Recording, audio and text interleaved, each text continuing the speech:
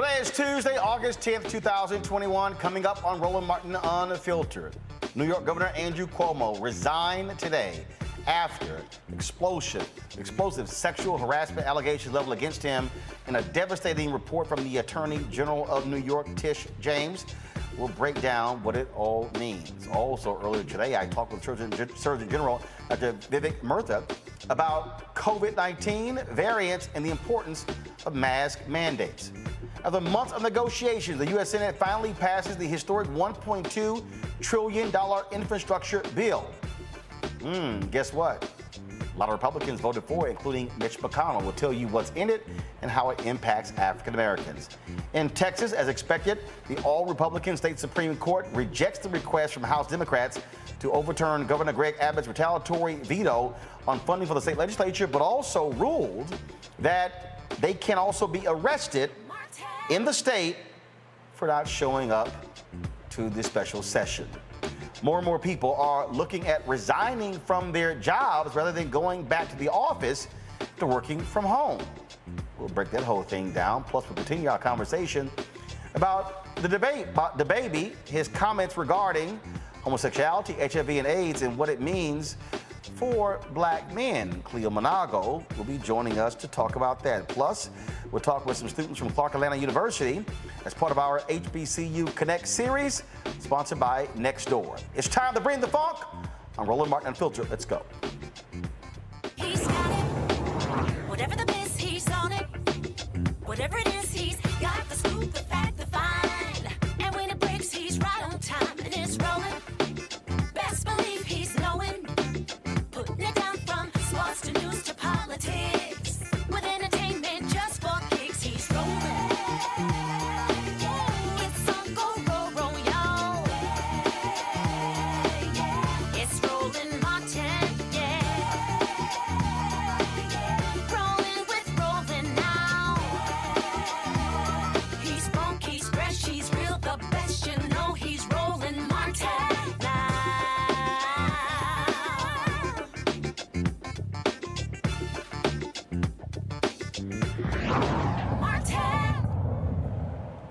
Well, he tried to hold on as long as he could, but New York Governor Andrew Cuomo could not withstand the massive pressure calling on him to resign 1 week after New York State Attorney General Letitia James released a damning report that broke down and confirmed allegations he sexually harassed 11 women. Today, Cuomo appeared before the cameras to explain why he was stepping down and why it would be the best thing for the citizens of New York. This is one of the most challenging times for government in a generation. Government really needs to function today. Government needs to perform. It is a matter of life and death, government operations. And wasting energy on distractions is the last thing that state government should be doing. And I cannot be the cause of that. New York tough means New York loving. And I love New York. And I love you. And everything I have ever done has been motivated by that love. And I would never want to be unhelpful in any way. And I think that given the circumstances, the best way I can help now is if I step aside and let government get back to governing. And therefore, that's what I'll do, because I work for you. And doing the right thing is doing the right thing for you. Because as we say, it's not about me, it's about we. Kathy Hochul, my lieutenant governor, is smart and competent. This transition must be seamless. We have a lot going on. I'm very worried about the Delta variant, and so should you be. But she can come up to speed quickly, and my resignation will be effective in 14 days. Cuomo has been governor since 2011. His resignation will be effective in 14 days. New York Assembly Speaker Carl Heastie, who would have presided over Cuomo's impeachment, released the following statement. He said, "This has been a tragic chapter in our state's history. Governor Cuomo's resignation is the right decision. The brave women who stepped forward were heard. Everyone deserves to work in a harassment-free environment. I have spoken with Lieutenant Governor Hochul, and I look forward to working with her." When Lieutenant Governor Kathy Hochul takes over as governor, she'll become the first female governor of New York State. This is a dramatic downfall for Andrew Cuomo. Last year, many lauded him for his daily news conferences dealing with COVID-19. Then the criticism mounted with regarding to deaths in nursing homes in New York State. Also, a highly profitable book that he also released. Some criticized the Emmys for giving him a special Emmy. Then these allegations hit. Keep in mind, he was talked about in many circles as a presidential or vice presidential candidate.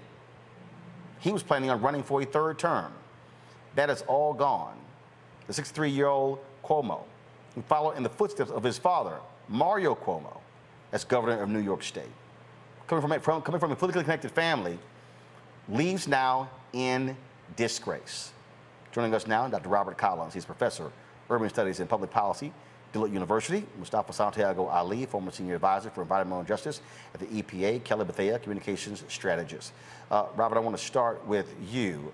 A dramatic downfall for a figure who, again, many said was destined for greater things in national politics. People praised his leadership, his tough talk, willingness to take on Donald Trump and other Republicans. All of that is gone. Can Andrew Cuomo recover politically? No, I don't really see any realistic chance for him to recover from this. Here's the situation. Even though he continues to deny the allegations, and even though his lawyer went on television today and had a long press conference detailing their case, the simple reality is this. He was going to be impeached, he was going to be convicted, and he was going to be removed from office. He's a smart politician, he's a pragmatic politician.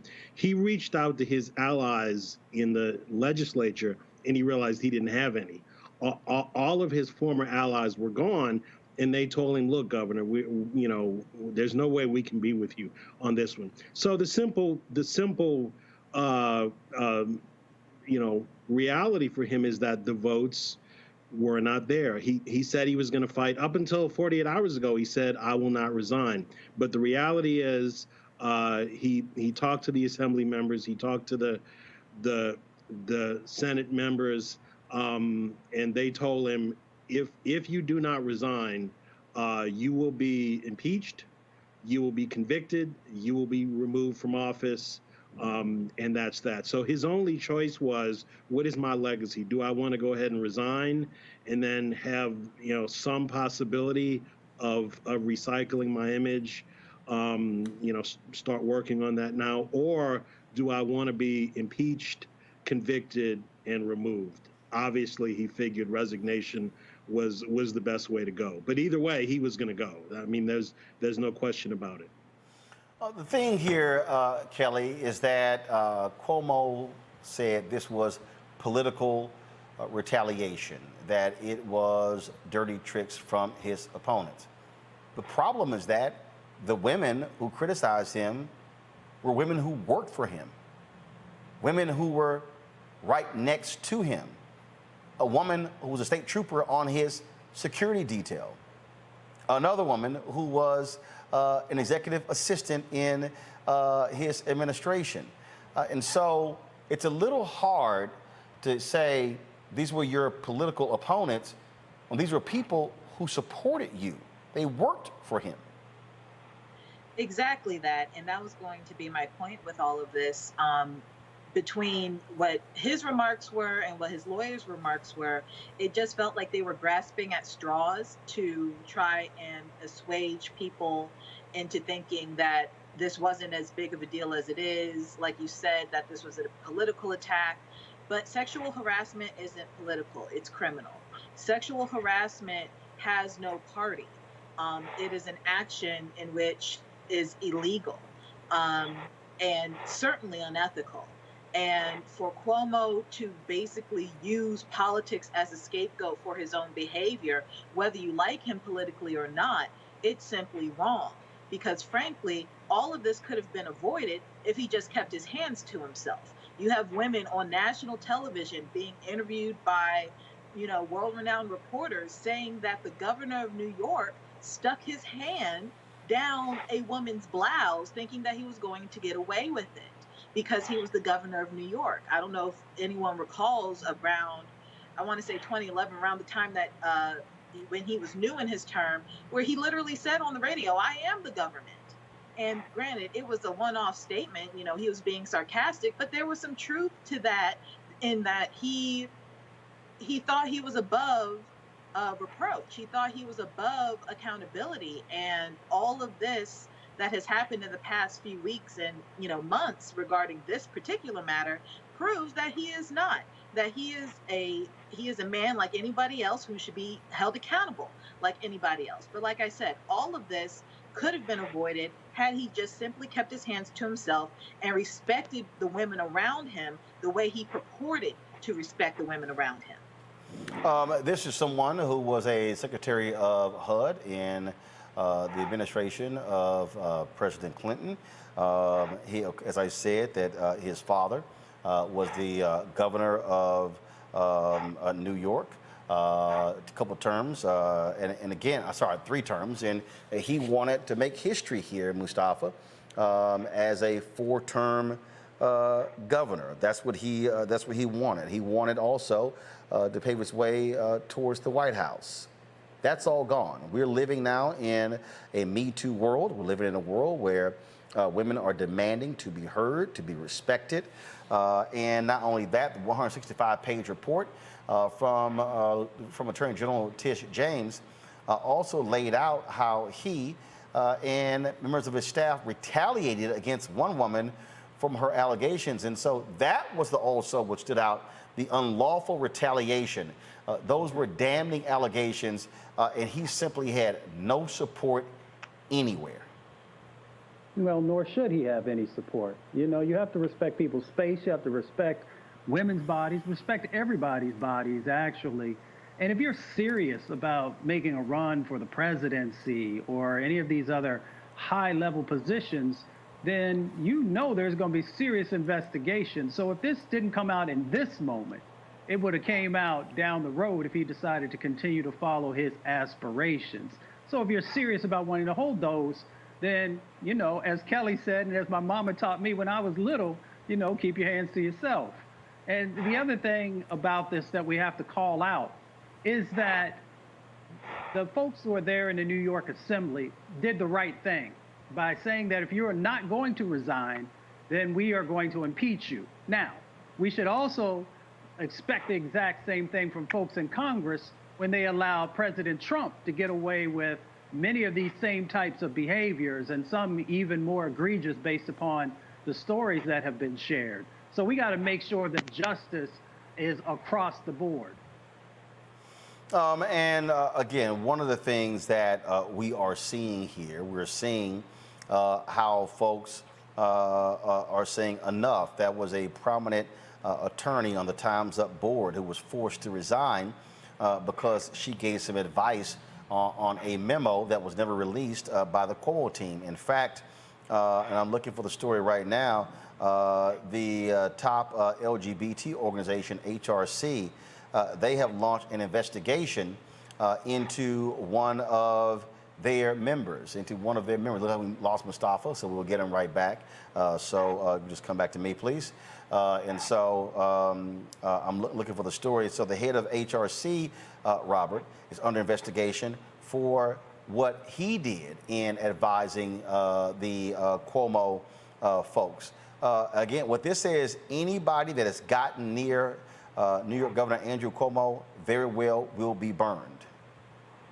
Yeah, well, certainly, anyone that's used any unethical means to assist him is going to be in trouble. Obviously, all citizens are entitled to due process. He has the right to an attorney.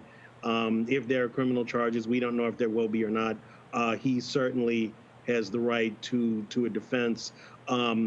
But certainly, any political insiders, any corporate insiders, any nonprofit insiders that have helped him behind the scenes, that have used inside information to assist him.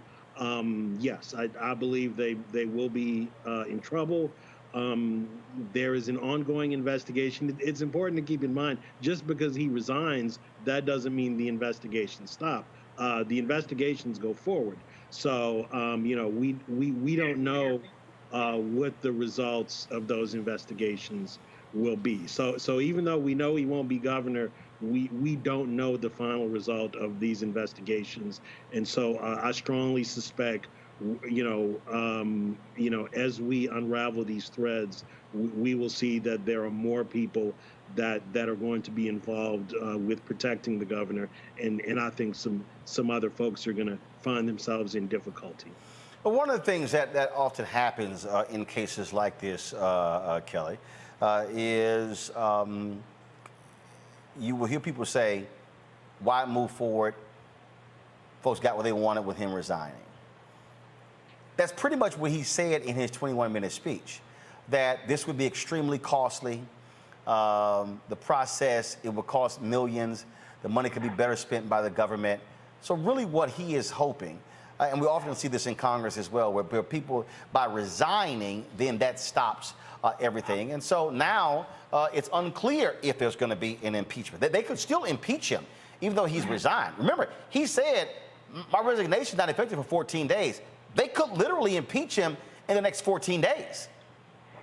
They could, and that is the Assembly's prerogative. I don't have necessarily a comment as to whether they should or shouldn't, because there's still a criminal aspect here, in that if the allegations hold, he sexually assaulted somebody. It was sexual harassment on the criminal side as well. So whether he is held accountable by the legislature, again, that is their prerogative, whether they move forward or not. But if the logic behind him resigning was to avoid impeachment, and it was understood by the Assembly that it was to avoid impeachment, it would kind of be like just, I don't want to say unnecessary, but it would be a cost to the New York state taxpayer if they do that. Again, it is the Assembly's prerogative as to whether they do or don't. But on a criminal side of things, he should absolutely still be held accountable. If charges are brought, the allegations are such that it is possible that he could be convicted of a misdemeanor, such as sexual harassment. And that is something that he has to answer to, because if these allegations hold, that's something that he did and needs to be held accountable for, whether he was governor or not. All right, folks, let's talk what happened in D.C. today. Huge infrastructure bill that was passed by the United States Senate after months of negotiations. The Senate passed the $1.2 trillion bill for investment and jobs. Vice President Kamala Harris ventured down to the U.S. Capitol to oversee the proceedings. On this vote, the yeas are 69, the nays are 30. The bill, as amended, is passed. The passage was by a wide bipartisan majority, 69 to 30, 19 Republican senators voting in favor of the bill, including Senate Minority Leader Mitch McConnell. President Joe Biden believes this bill will make a difference in the lives of all Americans. I truly believe that this bill proves the voice of the people will be heard, and we can all come together to make a difference in people's lives.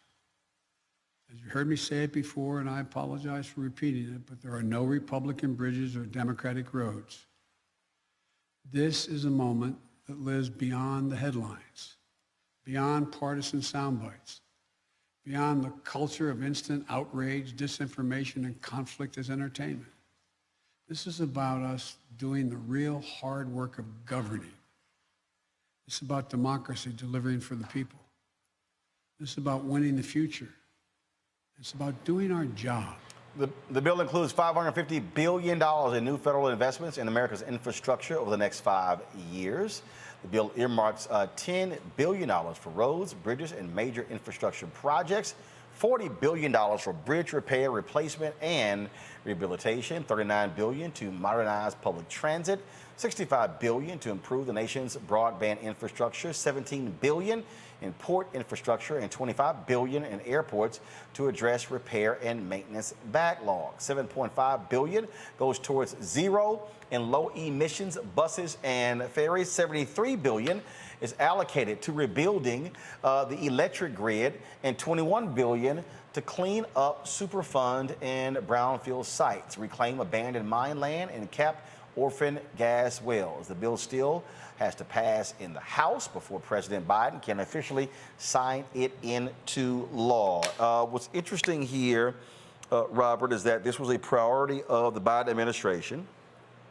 But if you look at polling, his numbers of polling going down. I just saw an item where they said as Biden moves to the left, his polling numbers go down. But the reality is this here: Republicans voted for this bill. He's going to be able to go to Kentucky and say, clearly your senator liked this bill. Rob Portman in Ohio liked this bill. The question, though, is will Democrats know how to properly message this win? I think back to 2009, how President Obama was utterly clueless when it came to messaging around the stimulus bill there that saved the country, and they got no benefit from it because he acted as if, oh, people will figure this thing out. No, you have to sell it. Mm-hmm. Well, yes, and I think the president's poll numbers have been going down, not because of infrastructure. They've primarily been going down because of issues with immigration and the border and some COVID response issues. The reason why there were so many Republicans on this bill is because those Republicans realized that within their individual states, infrastructure polls very well, especially hard infrastructure. Bridges, roads, highways, water systems. That's very popular with constituents, both Democrats and Republicans. Now, of course, we have to see what's in this bill. Even though we know the broad strokes, the devil is in the details, and this is a very long, complex bill, and there were a lot of amendments added at the last minute. So, for example, people down in South Louisiana, where I live, are going to be looking to see what's in there exactly for water issues and flood control and levee protection, hurricane protection, et cetera. But yes, I agree with you. Infrastructure historically is always very popular, and in the past the Democrats have not done a good job of messaging and packaging and selling the bill, and that's going to be very important, and they have to start doing it right now, because keep in mind this bill it's passed the Senate, but it still has to go over to the House, and you don't want to have any recalcitrant House members cause problems, and the way you avoid problems in the House is you start selling the bill now, so that the House members realize, okay, this is I may think the price tag's too big, but this is going to be popular with my constituents back in my district, and I want to be reelected, so I'm going to go ahead and sign on to the bill. So yeah, they have to put on the hard press, and the lobbyists from the White House have to be over and putting on the hard press now, basically today. They also have to make sure that with all of this money being spent, Kelly, that they are making sure that it's going to diverse communities. I've been making the point to this White House, if you're going to be spending billions of dollars, if you talk about supporting these labor unions, you better make sure that black folks are going to be getting this money as well. What this cannot be is a $1.2 trillion investment from taxpayers, and only white folks get paid. Exactly, and that is my main concern with this bill. Where exactly is this money going to go? Because when you talk about infrastructure, like you said, people think, trains and roads and highways and the like, but the highways and the areas that need the most help are in urban communities or are in predominantly Black and people of color neighborhoods, whether it's rural or urban. Those are the roads that really need help. Those are the ones that have cracked pipes and potholes and just not sustainable for travel, transportation, or anything. We need to understand that when we talk about infrastructure, I'm thinking about the bridge down in DC where I live right now. The Benning Road Bridge collapsed a couple months ago, and this is something in that bill that could help with that situation. It hits closer to home than most people think. And when you talk about messaging, something that Republicans do really well is drive it home. They don't, use jargon that's kind of very academic or nuanced. They drive the point home to make it applicable to where people are right now. Democrats don't do that right now. If anything, they only cater, at least from what I see, the messaging only caters to those who are in their own respective circles and not to those who actually desire to vote for Democrats. So when it comes to messaging, meet people where they are, especially when it comes to this bill. You get a better road. You get better transportation. You get better bridges. You're trying to get to work and the bridge is rickety. Your bridge is going to get better. Your bridge is going to get fixed. It's not just just this pie in the sky dream of kumbaya or anything like that. We need to really drive the point home that this bill will work for you specifically. Mustafa, again, look, if the House passes it, one of the first things Biden's got to do is hit the road and sell it hard. And my whole deal, and my deal is, do what Reverend Barber does with the Poor People's Campaign. Put the workers up front. That's what you do. Go to the people. This was one of the biggest mistakes that Obama made when he won, and in one of the first bills that was passed in 2009. And then his White House had later admitted they did not sell the bill as a win. Democrats are going to have to speak to the people in a very basic way to say, we took control of the White House, the House, and the Senate, and we delivered for the everyday person. And you got to be able to break those things down. That's what they got to be able to do. You got to message this thing right. Right. You got to be able to have a conversation with folks in Appalachia and in Rust Belt and on the Gulf Coast and in the breadbasket. You got to help folks to understand where the wins are for them, how their life is going to be made better, how their economic situation is going to be better. There's a lot of good things that are inside of this bipartisan bill. But, one of the things that I always call out is the lead pipes, because we saw what happened in Flint, Michigan. So we need to make sure that those 3,000 locations across our country, folks understand that their kids are not going to be impacted and that their life is going to be better. But we got to call out also there's some missing components to this bill. And hopefully the reconciliation bill will be able to capture some of this. But the human infrastructure, some of that was stripped out of this bill. And that helps you to be able to have those conversations with hardworking folks. When you've got $400 billion that came out that was supposed to be going, for healthcare workers and others, those are folks who vote. And when you don't have those dollars there, or when you take $100 billion out for workforce development. So when you were having that conversation with Kelly just now, if folks can't get trained, how are they going to be able to take advantage of these sets of opportunities that are out there? So we got to figure out a way to make sure that in this next opportunity, if the reconciliation bill actually passes, that you get some of that stuff built back in, along with all the climate stuff that was not a part of this. Yeah, there's a little bit in there for EVs, for buses, and some other things, and that's incredibly important. But there's a huge amount of things that weren't inside of this bipartisan bill that we got to get right. All right, folks, let's talk about COVID-19. You are continuing to seeing the pressure that's being applied to what's going on. Man, you've got in Florida, where you've got Ron DeSantis, who's an idiot governor, where school districts are opposing him. He's threatening to actually hold the salaries of superintendents who move forward on a mask mandate. One of those superintendents said, fine, I'm not here, hold my salary. I'm here to educate these children and to keep them safe. In Texas, school districts are fighting Governor Greg Abbott there as well. I had a chance to talk with Surgeon General Vivek Murthy about COVID-19, the vaccines, the variants, and also how vitally important mask mandates are to protecting Americans. All right, Surgeon General Murthy, glad to have you on Roland Martin Unfiltered. Always good to see you. Let's jump right into this. We have spent a whole lot of time on this show, putting on black experts and scientists and doctors and ER doctors, anesthesiologists, epidemiologists, going on and on, trying to walk through people the reality of COVID and the vaccine. How important is it to have trusted voices speaking to different communities, because there is so much misinformation and disinformation out here? Well, Roland, it is absolutely essential that we have trusted messengers telling people the truth about what science tells us about COVID-19 and the vaccine.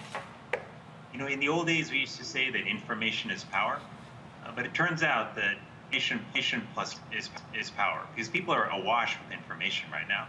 They're trying to figure out what they can trust and what they can't, what's true, what's not. You need somebody to help filter that for you, and you've got to trust in that person. And that's why, even if you're a family member or friend who's got no background in health or science, you might be the trusted person in someone's life who can help them understand what the truth is about COVID-19 vaccines, who can help them make a decision about getting vaccinated. But it's also why, as communities, we've got to put our trusted messengers forward, whether that's our faith leaders, whether that's our local doctors and nurses. We've got to make sure they're at the front lines talking to folks so people can get accurate information. Because, look, as a doctor, I believe everyone has a right to the facts so they can make the right decisions for themselves. People may make different decisions, but they have a right to have the accurate information that you and I have access to. And that's why trusted messengers are so important. But what do you make of the folks who keep saying, especially we see these folks on the right who keep saying, I saw Senator Rick Scott the other day, people have a choice, people have a choice.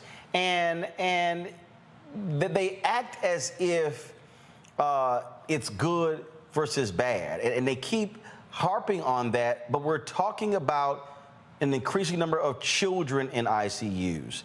We're talking about this one church in Florida, 20 people infected. 6 have already died. And so then I saw a tweet today even, a Kansas U.S. Senator Roger Marshall saying, who's a doctor, oh, no one has convinced me that masks are effective. That, as a Surgeon General, that has to absolutely drive you crazy, that a Republican United States Senator who is an MD is saying that on television. Well, look, first I want to say people do have a choice, right, about whether they get vaccinated or not. But what people do also need to make their decisions is they need to know that the information they're getting is reliable. And what's misinformation and false information being peddled around, that's not new. But what is new is the speed, the scale, and sophistication with which this misinformation is spreading everywhere. So, I agree that people should have a choice.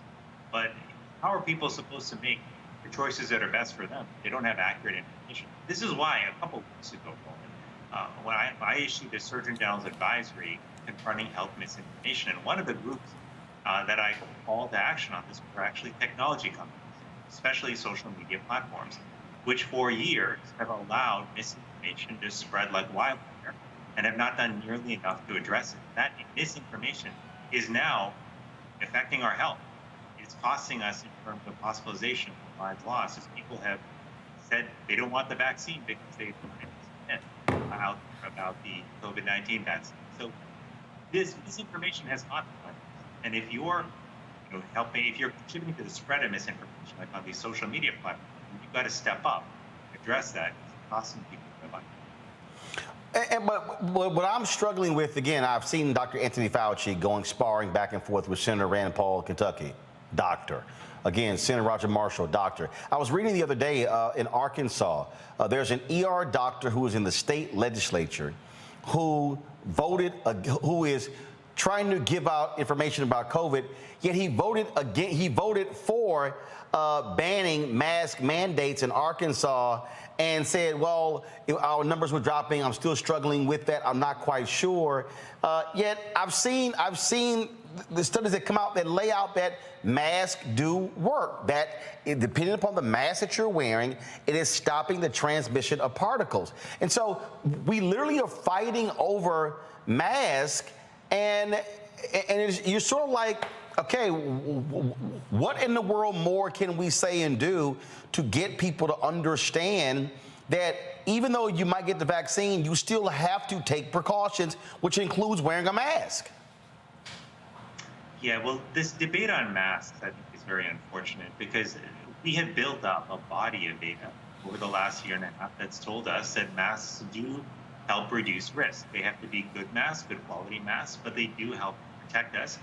And I don't think history will judge us well when years later we look back on this and recognize that simply wearing a thin piece of material on our faces could have reduced our risk of a life-threatening disease, but we didn't do it because we were either misled by misinformation or led to somehow believe that the mask was harmful to us, which it is not. So we've got to recognize what we're up against, which is a powerful, formidable virus that has cost us more than 600,000 lives.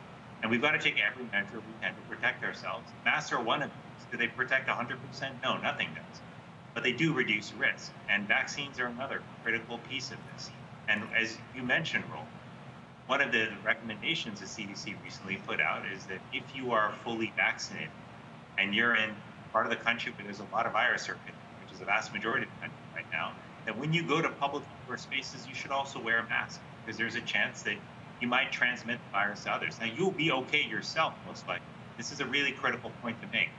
The vaccines still work to save your life, ending up in the hospital, and they also reduce your risk of even getting mild infection. But if you do end up being one of the minority of folks who gets a breakthrough infection, it'll probably be either mild or you won't even have symptoms at all. But you could pass it on to somebody, which is why this is asking vaccinated people to wear masks in the setting. Okay, can you really hone in on that? I had a woman who tweeted me today who she said, you folks are pushing the vaccine. She said, I had a family member who had the vaccine, yet they still passed away. And I keep saying, folks, no one said that the vaccine is 100% effective. In terms of you could do whatever you want, and you're never going to get it. Second, walk through that the vaccine that was created was for COVID-19, but it was not specifically for the Delta variant. And I think that's also what's confusing to people because they go, oh, COVID vaccine, then that's just going to protect me from anything and everything, and not understanding how viruses work and how they mutate and how they change once they interact with the human body. Yeah, it's a really important question, Roland. And there's some good news here, which is even though we've gone through now several versions of COVID-19, you had the original version, you had an alpha version, now we're dealing with the Delta version. The good news is that the vaccines that were developed still have broad protection across those, particularly when it comes to preventing us from ending up in the hospital or losing our life. That is the good news.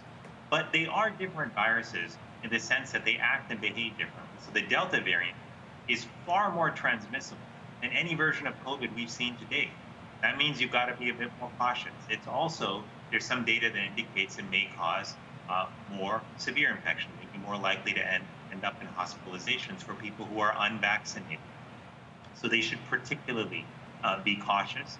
But even though the vaccines still work, and this is, again, another reason why even in the face of Delta, you should still get vaccinated, we can't bank on that always being the case for future variants. So if we allow the infection to continue spreading rampant in our population because not enough people are vaccinated, that means there's a greater chance that more variants will develop, and we may have trouble down the line. And so we have a chance now. We still have vaccines that work for Delta and the other variants to really make sure we're doing everything we can to vaccinate everybody, get cases down, keep them down. And that's how we're going to reduce our chances of variants down the line. So when you say other variants, and what may happen with those other variants. And I heard that Dr. Fauci testify that the variant, and why is it more deadly? So how is a variant more deadly than the original one? Can you explain that for people, again, who don't quite understand the science behind this? Sure. So what a variant is it's a different version of a virus, and that version comes about because of some mutation in the DNA that takes place. Now, when mutations take place in your DNA, they can affect the structure of the virus and how it functions. So some changes in the structure of a virus might make it easier to latch onto your cells and to infect you. That might make the virus more transmissible, in a sense.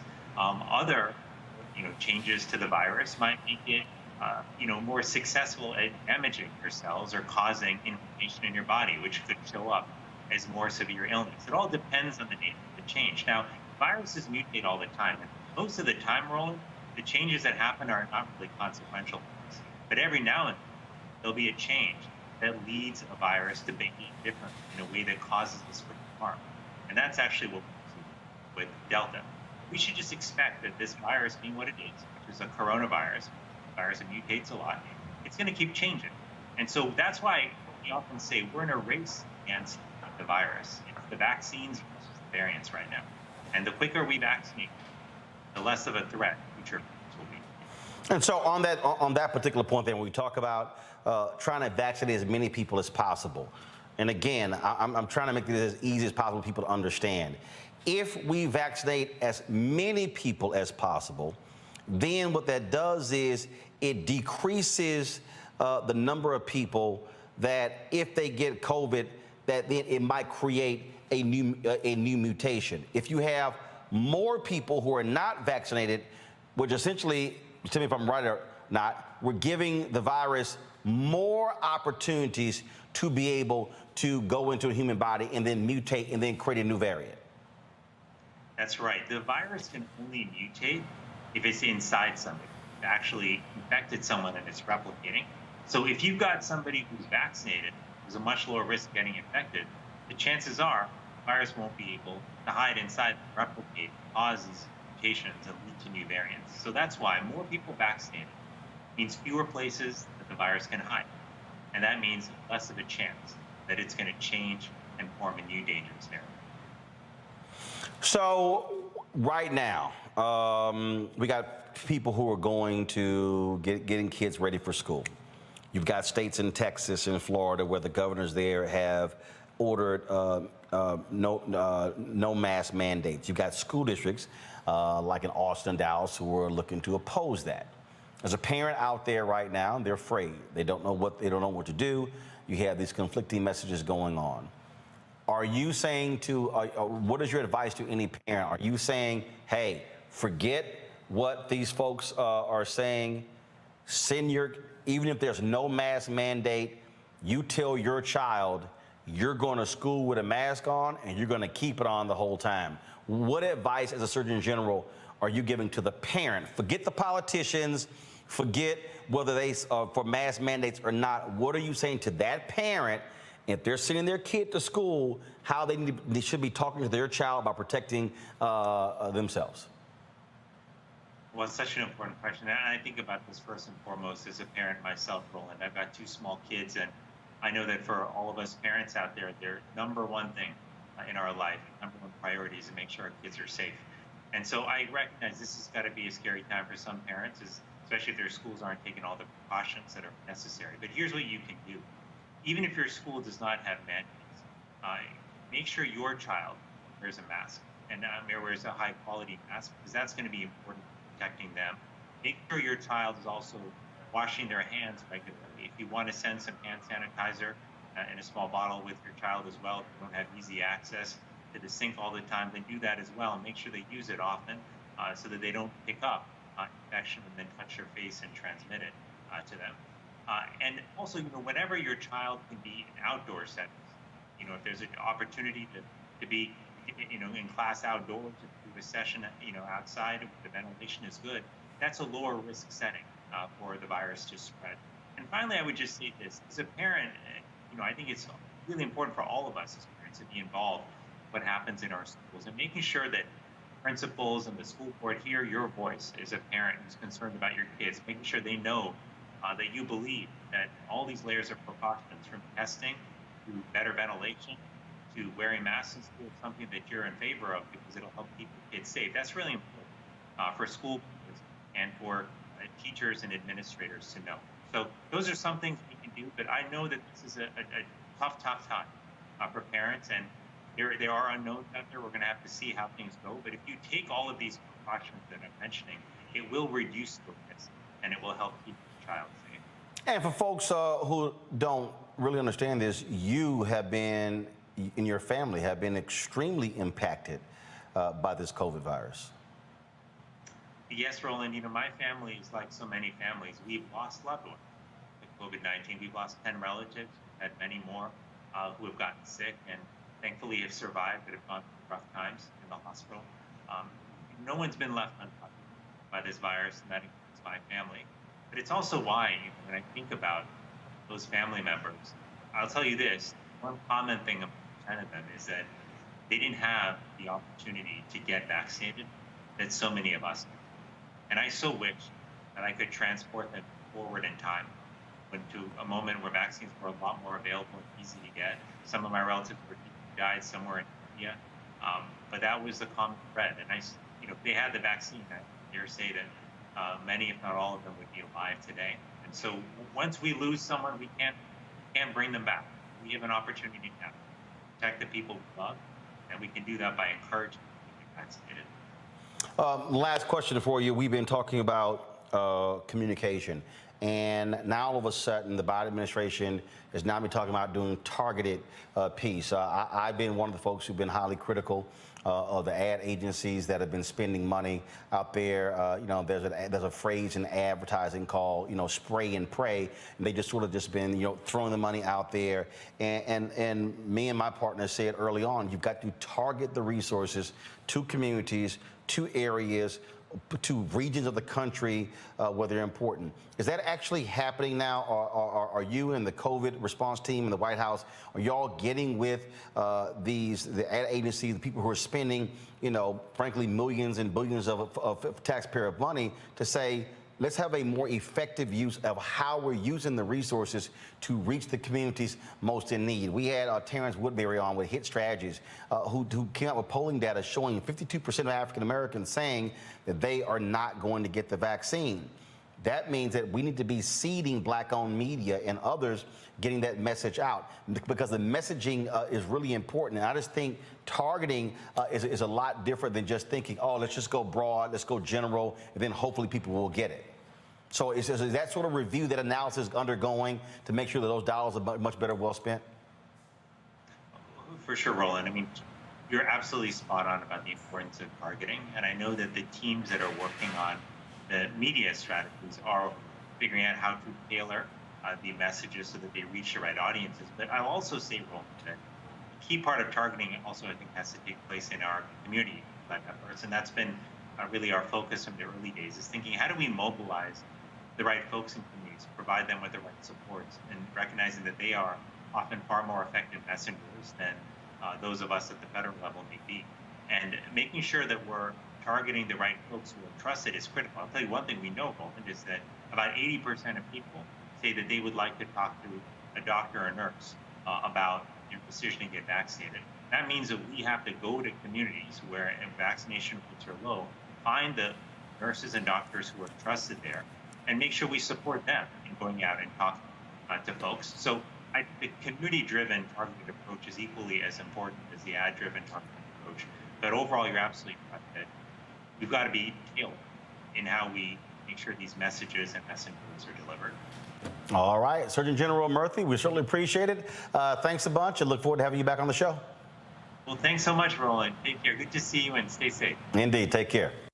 What we are seeing, Robert, is a significant issue. You are there in Louisiana. They've announced they're canceling Jazz Fest. There are so many other events they're looking at. Again, if Louisiana does not get COVID under control, Bayou Classic could be in jeopardy, and potentially going into 2022, a third consecutive year of No Essence Festival. This is extremely costly to Louisiana. Tourism is a huge part of their city, New Orleans budget, but also the state budget. And so this is the impact we're seeing economically when we talk about this Delta strain and its impact, not just on hospitals and ICUs, but again on the impact on business and the overflow from that. Restaurants, bars, transportation, the public sector, if you will, when it comes to the people who are in those customer service jobs. Yes, the hospitality industry in the state of Louisiana is just taking a terrible hit right now. It's just taking a terrible hit. We lost Jazz Fest.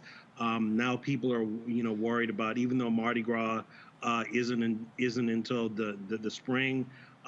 We have to make plans months in advance because of the logistics there. So people are worried about other festivals. People are worried about Mardi Gras. Yes, it's terrible. And what's working against us right now is that we're a very red state. Even though we have a Democratic governor, we are primarily a red state, and so many of the Republican parish presidents are not really taking the aggressive measures that they should be taking to get it under control within their individual parishes. Also, the schools. There's a real challenge with the schools right now.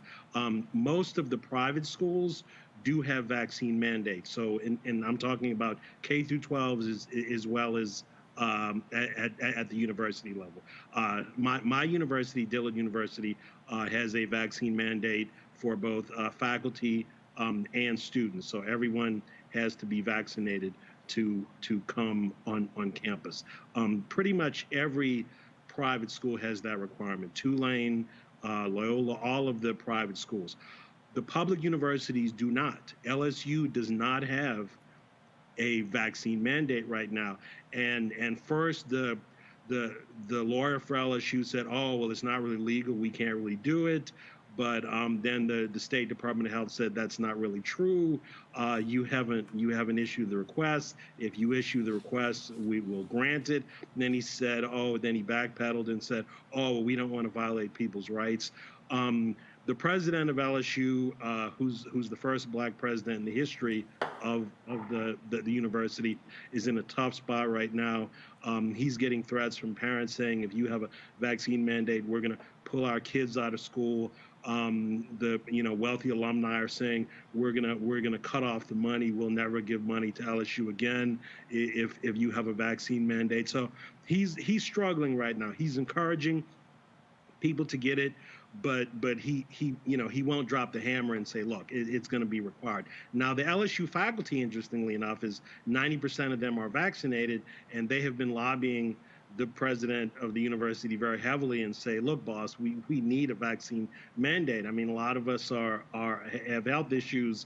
We don't want to be in a classroom with 200 students where, statistically speaking, the last survey we saw only about 30% of them are vaccinated. So these are political issues. These are not health issues. I mean, there's nothing legally stopping the president of LSU from requiring that all students get the vaccine as a requirement for enrolling at the university. LSU is the flagship. I believe if the president of LSU did it, I believe the other state universities would follow. But it's just the political pressure he's getting right now and the threats against him. He just doesn't want to move.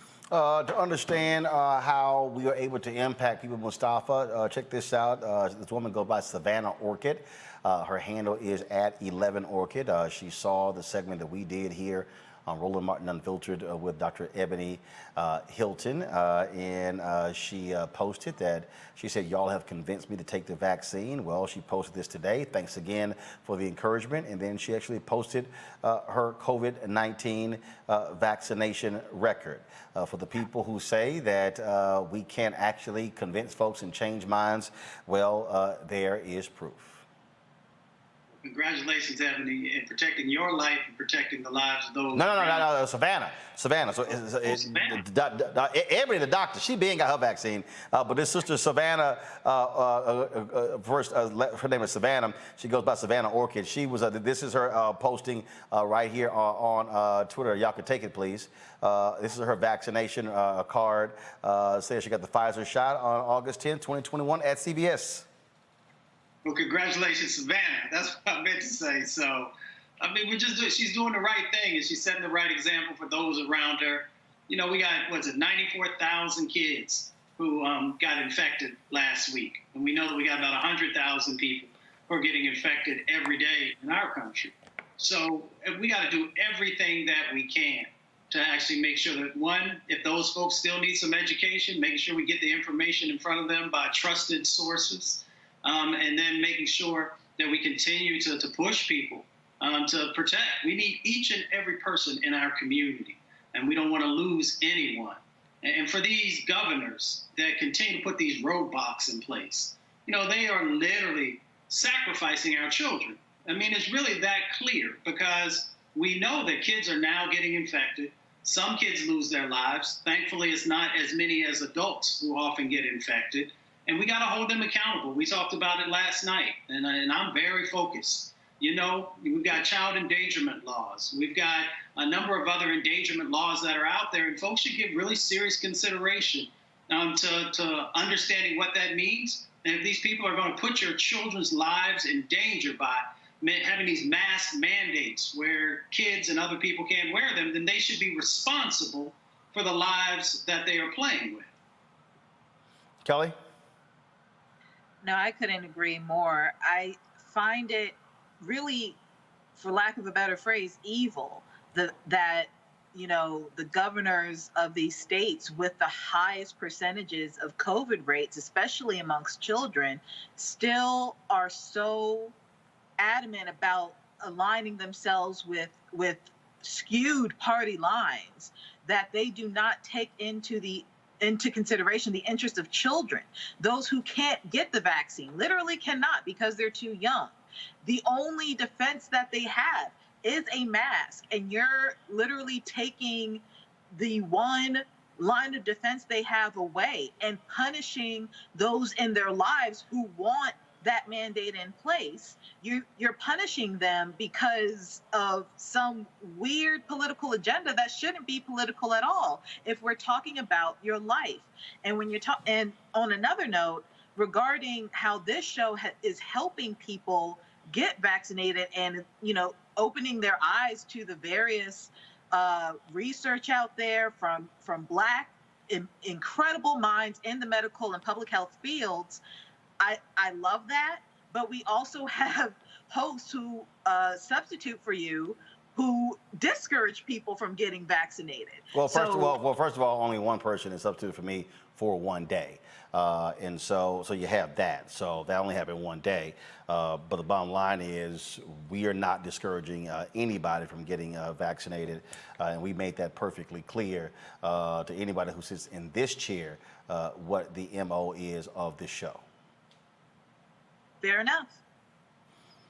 Absolutely. Folks, we want all of you to stay safe. That's why it's important for us we're going to keep having our Black experts on talking about this very issue. Got to go to a break. Before we do so, folks, we have an opportunity from our folks at Seek.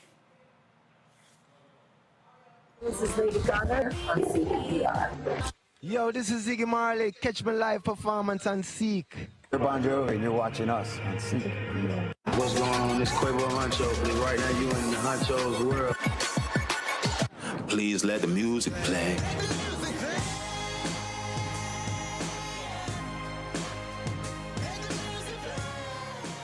Of course, a couple of the products from the folks at Seek. They have their, of course, their great headsets. They're a 360-degree audio sound. You can see the This is, of course, the box right here. You can get the headphones in black and gold. Mustafa, that's a great color, of course. Us alphas, we love that. And they also have the headset in all gold. And so, again, you can get this. It's a black-owned company. Mary Spio is the founder of the product. They also have, of course, their virtual headset. And so, let me grab that right here. This is their VR headset where you can actually place your phone inside of the headset, and you can check out their virtual reality content at seek.com. Use the promo code RMVIP21, RMVIP21. The proceeds of what you purchase comes back to support Roland Martin Unfiltered. Y'all know what we do on this show. We support black-owned businesses, and that's what we are about. So go to seek.com, use the promo code RMVIP21. And we'll be back. We're talking about people who are resigning from their jobs, and they're saying, I'm just about sick of this. COVID has actually opened the eyes of many people. We'll talk about that with Deborah Owens, America's Wealth Coach. We'll also talk about the controversy with DaBaby. What is really happening with black men, the issue of homophobia, as well as some describe toxic masculinity. Cleo Monago will be joining us, and we'll be talking with some HBCU students who are taking advantage of the app Nextdoor to build community where they go to school. All of that in the second hour of Roland Martin Unfiltered. Back in a moment.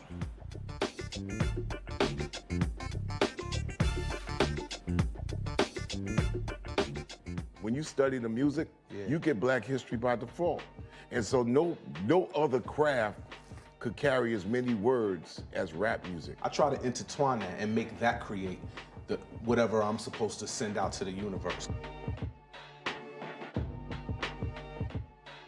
A rapper, for the longest period of time has gone through phases. I love the word. I hate what it's become, and to this generation, the way they visualize it. Its narrative kind of like has gotten away and spun away from, I guess, the ascension of Black people.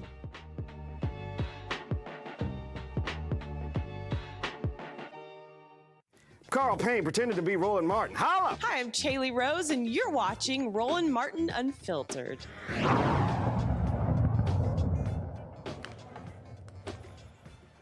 COVID has taught a lot of us a lot of things, and many people have come to the realization they really don't like their jobs. And it's not just not liking their job. What they really don't like is everything that goes with it, the long commute, also realizing how much time they're spending away from their families. In addition, they actually were spending a lot of their money, again, sitting in cars. Look at the amount of money they were spending on daycare. And so people have decided, you know what, I'm good. So while companies are saying, we need you to return to the office, an increasing number of Americans are saying, I'll pass. That's okay. I'm just going to go ahead and quit, which is causing many companies to now figure out how they're going to replace these employees. Joining us right now is Deborah Owens, America's Wealth Coach. Deborah, glad to have you on the show. This is something that, and I was telling folks this last year. I said, COVID is about to reveal a whole lot of stuff about this country. We learned people really understood the racial dynamics when it comes to health and who gets impacted. We begin to understand how many kids did not have broadband and computers and were not as sophisticated, if you will, with technology, and how there was a gap there between the haves and the have-nots. But on the work front, a lot of people really have started to reconsider their work life and its impact on their personal life. Absolutely, Roland. Of course, always glad to be back and have some conversations on wealth and the welfare of our community. And I'll tell you, there are really like three forces, right? It's generational, it's social, it's the social contract. And, for many people, they just simply, as you said, want to spend more time with their family. I think, if anything, COVID has been an awakening for all of us, and just in terms of what we value. And if you think about the folks who've been on the front line, it's really those essential workers who, what we saw was some of us were able to stay home and work virtually, whereas others who were essential had to put their lives at risk. And so I think, as you pointed out, COVID revealed a lot of inequalities, really, in just the social framework of this country. And in a way, it has put the power back into people's hands. So for employers, it's opening up Pandora's box. So much of what they said about virtual workforce and what could and couldn't happen, what we see is people have been just as productive. And in fact, they haven't been in cars commuting, so they're spending more time with their families. And what we're seeing in the Wealthy U community is that some people, because they can work virtually, they have multiple sources of income, and in some cases, 2 full-time jobs because they have the flexibility.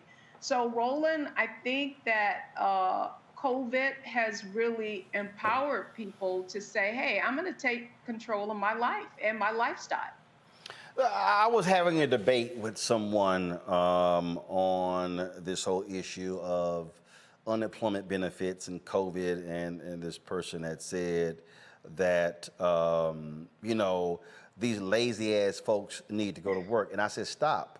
I said, do not call them lazy. And the reason I said don't call them lazy is because I said the problem is not that they're lazy. The problem is that if you're making more money on unemployment and you're making on the job, it's a problem with the damn job. Well, not only the job, but if you think about the minimum wage and the fact that it has not kept up with inflation, and specifically when you look at hospitality, any industry where people are being paid in tips, it really revealed the fragility of their circumstance, right? So, if I'm bringing home a couple of $1,000s in tips and now I'm no longer working, and so I'm not getting that, and my income is so low, what it is showing is that to these industries is that they have got to be able to pay people a living wage through which they can afford to take care of their families and also, have the type of benefits so that with the type of health concerns everyone has, that they feel valued. Otherwise, they are going to look for opportunities elsewhere. And how could we blame them? Also, I think, before I go to my panel with questions for you, I think a lot of people, how should I put this here? It's very interesting to me, the people who, even with businesses, are somewhat timid of being aggressive in asking for support. Here's what I mean. I had a conversation today with an entrepreneur who said, look, I got to create more revenue. And as we were talking about, the business that he has, I said, why are you not asking your customers, your fan base, to give more to your product? And I said, but it's how you do it. What platforms are you on? Are we on Patreon? I'm like, no, you need to be on Patreon and Cash App and PayPal and Venmo and Zelle. I said, it's not about how you are comfortable. It's about what the customer wants. I then begin to break down, okay, what are your expenses? Your expenses are this a month. That means that you need X number of people giving this to cover your expenses. You should be tracking that on a weekly and a daily basis. And it was like a light bulb went off, and it was like, I wasn't even, thinking that way. Last year was a brother who was a DJ. We were talking, and he said, man, I'm kind of, I'm leery about, put my Cash App out there. I said, I'm sorry, you're a DJ. There are no parties. You're not working. I said, but you're on Instagram. Basically, you're providing pleasure to people. You're making them feel good. I said, you're not demanding they give to you. Just just pin your Cash App. I said, we're now living in a world where consumers have no problem $1, $5, $10, $20, $50, $100. I said, you're not begging. Now, I think that's part of the problem, Deborah. A lot of people think, oh my God, that's begging. No, it's not. It's business. And so Well, you know again, what's it's a interesting different too, state of Roland? mind. Yeah, Roland, I think what you brought up too is that this is the social sharing community that we're in. And if you look at crowdfunding, I mean, when we were building an app, I raised $30,000 really from friends and strangers who were just aligned to what the mission of the app was. And so I think for business owners in particular, what we've all had to do is really pivot in this economy and really think about what are the ways that we can deliver our services. You know, typically a lot of our revenue came from doing live events. Well, we had a live event planned in April when COVID hit, and so we pivoted virtually. And so what I would say to you know, small business owners, self-employed people, what contractors really begin to think about what are the ways that you can create, you know, possibilities and all this volatility that we're having. Because I was listening to your last interview, and clearly we are headed for another, I won't say full shutdown, but things are not going back to normal. So what is important is that people remain as flexible as possible and as innovative as possible. Well, I just think that what has happened is it has forced people to actually look at their life and their world in a much different way and then begin to make some different choices. Any questions from the panel? Kelly, anything for Deborah? Hi, Deborah. Just really quickly, regarding how things are shifting, especially in the job market, and what people are actually asking for up front is like, will you have a work from home option? Is there a hybrid model in your work style? What I'm finding is that there are some industries out there that are desperately needed, such as social work, some type of public health care, administrative roles in that regard, that need to have an office setting, because a case, rather, you know, someone who needs a social worker can't come to your house. And it's hard to do something virtually when the main reason they need a caseworker in the first place is because of lack of internet services or what have you. So I guess my question is, and I know you don't have a crystal ball, but what do you think about that kind of dynamic? Meaning, do you think that will cause another chasm in the classes and in job descriptions in general? Meaning, will people be making less money if they do in-person jobs now, because it's almost a luxury to work from home? Well, you know, it's interesting that you bring that up, because the truth is, if you look at those kinds of roles, social work, administrations, those are basically occupations in which Black women specifically over-index in. And Yes. so, and you find that their wages aren't as competitive. So, although typically if they're working for a government or a, you know, a local government, a federal government agency, the upside is that typically they have benefits, pension benefits and that sort of thing. So they're giving up higher salaries for what could be seen as some long-term reward.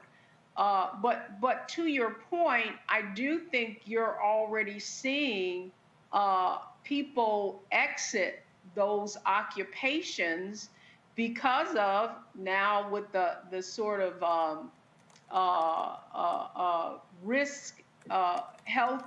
risking their health that all of this entails. You're seeing nursing. You're seeing a lot of these.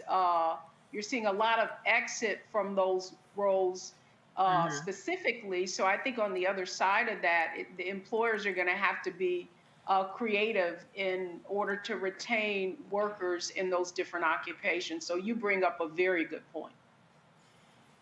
Mustafa. Deborah, it's good to see you. I love that color you got on. Good to see you again. Matching that tie. Yes, ma'am.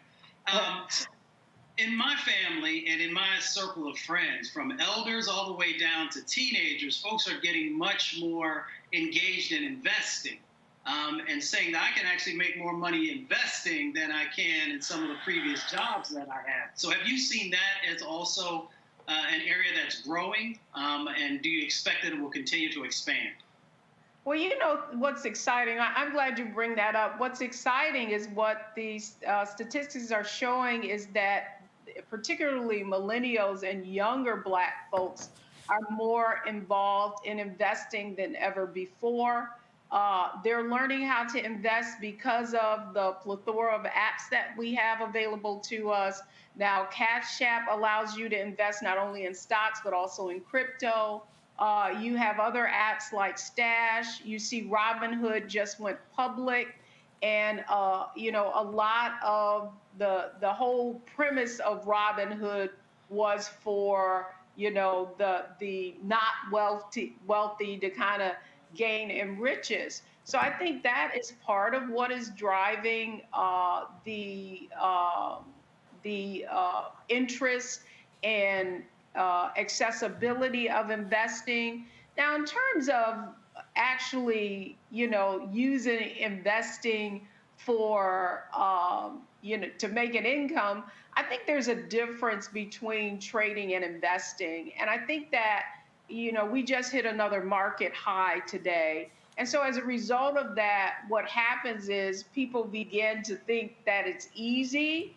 But, you know, what I would say to anyone listening is to really get a basic foundation in how the investment markets work and how to invest it, if you will. You give me a great opportunity to just talk about some of the work that we're seeing in the Wealthy U community. And by the way, if anyone listening to me would like to learn more, they can go to wealthyu.com. But what we're seeing in our community is that people's portfolios in some cases have doubled the kinds of returns. Just in the past year, we're seeing some of the members in our community, their portfolios are up 49%. We do see that it's not just in their retirement accounts either. People are also opening up not only the apps, but full-fledged brokerage accounts and really learning how to build portfolios. So I say it's a win-win-win overall. Win-win-win, seeing young people get involved in the markets, and also, you know, the people in our Wealthy U community, our youngest member is, if I'm not mistaken, 23, and our oldest is maybe 79. So it's intergenerational, if you will, and it's a good thing because I believe that's one of the reasons the wealth gap is so big, is because of the fact that not enough Black and brown folks are investing. Robert. Hi, Deborah. I work in the traditional education workspace, the traditional higher education market. And traditional higher education, of course, used to mean that, you know, we were you know, standing in a classroom with a bunch of students. Then over the last year, you know, we were to go online. Basically, a lot of faculty against their will, because the state basically shut us down and said you can't have students in the classroom. So now we're back to, at least for now, for the time being, we're back to the traditional model again. We do have college students in the classrooms again. But do you think, my question is, do you think as we move toward the future, the marketplace might be moving toward more of a hybrid model where you can switch traditional in-person, online, hybrid, you know, easily in between? We're kind of struggling with that right now, especially, again, those people that work at very traditional universities, you know, like mine. How do you see that the whole marketplace within online education working out?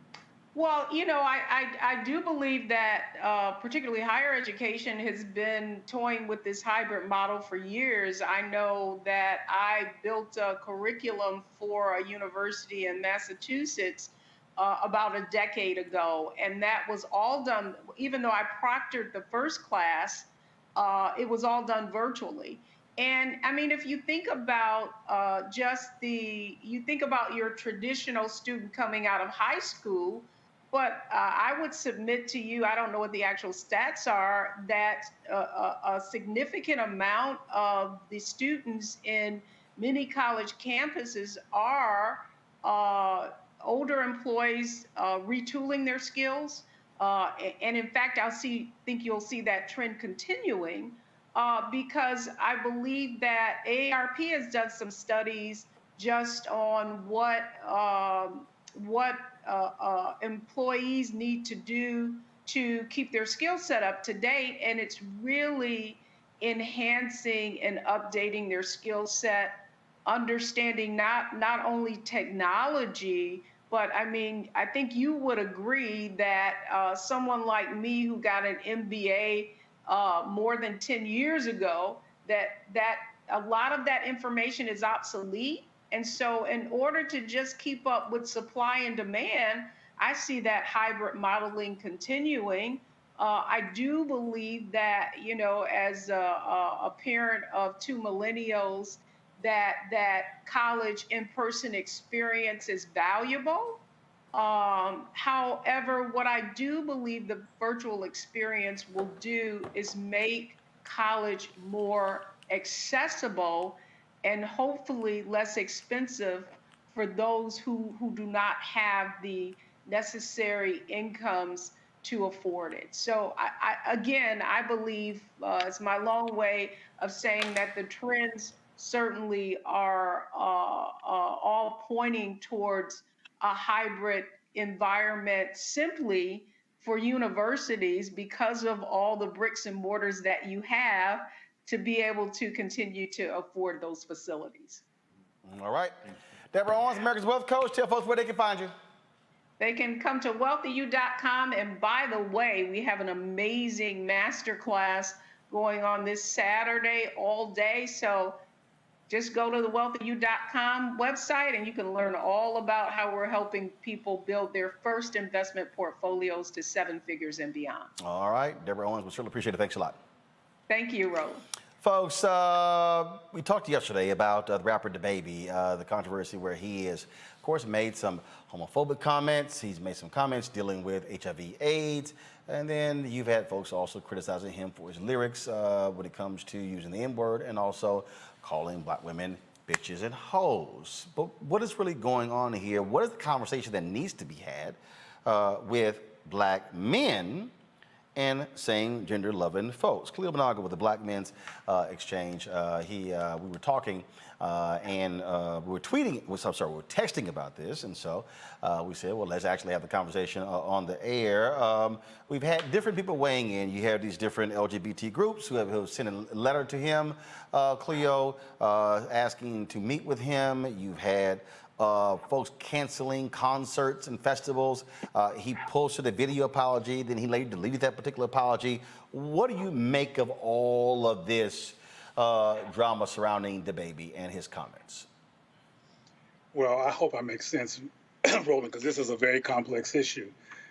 As you mentioned, before the white gay community and their black followers started attacking DaBaby for his commentary, he had a long line of previous lyrics, and still has them, where he is being anti-black, anti-women, and very, very toxic. And one of my critiques is that why did we wait for Elton John and Madonna to get mad on the LGBTQ tip to start censoring and silencing this kind of rhetoric? So there's a perspective that I have in terms of black people needing to have the same type of entitlement consciousness to respectful narratives that the white gay community and their black followers are demanding. I also think that we should take a look at what black men are going through, but let me back up a minute and talk about the peculiar context of DaBaby's commentary. DaBaby was giving a concert performing his material, and somehow he got on on the topic of oral sex in the parking lot and HIV. And I think it's important to actually deconstruct why would somebody, it wasn't an HIV concert, it wasn't a homosexual concert, so why did he make that relevant to his rhetoric? Well, that gets back to a word that you used earlier that for me is a controversial word, and that's so-called toxic masculinity. That's an easy one-liner to use, but what's happening with people like DaBaby, whose name is really Jonathan Kirk, is that they have a subjective need to disassociate themselves from behavior that no one has particularly associated them with publicly, but they have a personal need to disassociate. And often when these hyper-masculine rap brothers start bringing up homosexuality, there's something subjective and personal going on with them where they have the personal need to volunteer to disassociate when nobody's even talking about the topic. So all that to say is that this is a very complex issue, and another issue that I hope is discussed while we're finding a new angle in which to silence a black man, because you know this happened to Kobe Bryant. People tried to attack you with the same kind of alleged allegations, Tracy Morgan and others, and there's been a litany of black men who have been accused of things that I don't think is as simple as the accusation. Getting back to DaBaby, I think that these men, a lot of black men feel belittled in the society, feel attacked in this society, as everybody knows about the unarmed police brutality and murder, and we rarely create space and initiated or intentional space in society for black men to talk about their anxieties about being man enough and male in a society that, while it privileges manhood, castrates black men. So all that is part of what's happening here. And I think if we, as I said in one of my commentaries, instead of simply silencing Mr. Kirk or DaBaby, we should use the stage, the popular stage, and ask him, man, why did you say that? What's going on? Well, and that was one of the questions I had raised yesterday to 3 individuals who had on the show. I said, okay, what's next? They said they've been trying to reach out to him, reach out to his representatives, also with the label as well, have not been successful. But here's the question: who should be approaching him? Who should he be talking to? Who should he be engaged in dialogue with? Because that also impacts the type of conversation you actually have. Sure. Who should be engaging him is black folks. However, we have to do some retroactive work because DaBaby, I'm not sure if you ever heard this dude's lyrics, but he was severely problematic when it comes to black people, black self-conceptual health, and women way before the powerful white gay community decided to launch its power and put this dude's career to sleep momentarily until he does the classic apology while there's no transformation. But getting back to your question, we should be talking to him, but we should have been talking to him and other rappers. And we should be asking them, instead of not saying anything and by silence almost encouraging what they're doing, we should ask DaBaby at this particular point, since he's in the spotlight, why did you say that? Why at your concert did you talk about sucking penises in the parking lot, homosexuality and HIV? What was going on? And trust me, if he's given a comfortable environment instead of being punished, but an environment to actually express what he really feels, that will be revelatory and educational for us. Because black men are struggling in the anti-black male society with feeling safe. And a lot of this is compensatory behavior. A lot of this is dysfunctional. I'm a man, damn it. I'm not somebody who's just going to get killed by the cops, who's just an N-word, who's just irrelevant, who's just going to be dogged. I'm a man. And notice people like this dude have on what I call black man drag outfit. And what I mean by black man drag outfit is that there's drag shows where there's dudes who are trying to look like women, but there's also drag shows that black men have where they put on a hyper black male outfit, tattoos, chains, going to the gym. This is all compensatory behavior to make up for something that they feel like that they're not. And even the homosexual, debasing, volunteer passages are based on, see, I'm not like that, I'm a man. So getting back to your question about who should address it should be people who understand what I'm saying, who should create a rational environment for these brothers to actually unpack what's going on with them. I'll give you a short story about what black boys and men are going through that I think leads to this kind of behavioral implosion. Before COVID, I was traveling around the country talking to different black people at mental health conferences. And I would ask the black parents, were they engaging their children about all this police brutality and all these murders of black men in particular that's on the popular stage in the media? And I said, some of them had their children with them and their boys with them. And I said, have you all intentionally brought your child to the side and said, baby, do you know about so-and-so, about Tamir Rice, Michael Brown, the list is long. And what is your perspective of that? And I asked the parents to tell me the truth if they had created safe space for their children to talk about traumatic incidences that are impacting black men. And the majority of the parents had not.